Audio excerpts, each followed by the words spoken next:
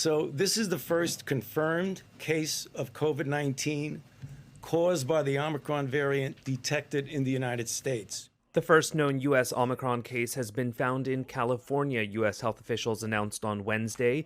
The patient, who was fully vaccinated but did not have a booster shot, has mild symptoms, according to Dr. Anthony Fauci, the top U.S. infectious disease official who briefed reporters at the White House.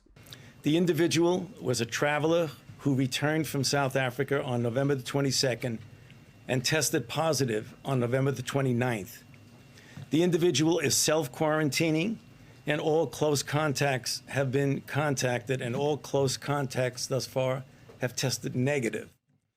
For days, U.S. health officials have warned that the new variant, first detected in southern Africa and announced on November 25th, was likely already in the United States, as dozens of other countries also detected its presence.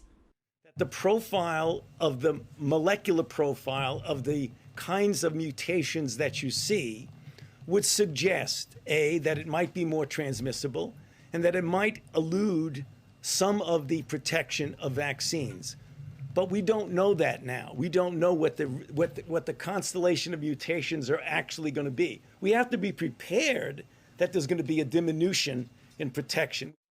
Fauci said it could take 2 weeks or more to gain insight into how easily the variant spreads from person to person, how severe it is, and whether it can bypass the protections provided by vaccines. President Joe Biden on Wednesday repeated that the new variant is a cause for concern, but not a cause for panic.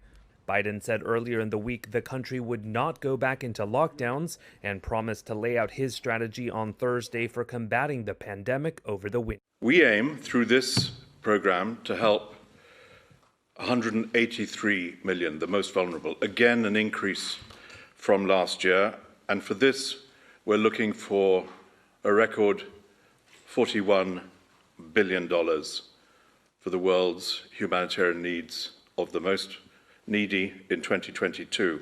There are 45 million people at risk of famine worldwide, in a selected number of countries where food insecurity is at its highest. And this number is arrived at by an objective estimate led by the Food and Agriculture Organization in these many countries. The drivers of need are ones which are familiar to all of us, tragically.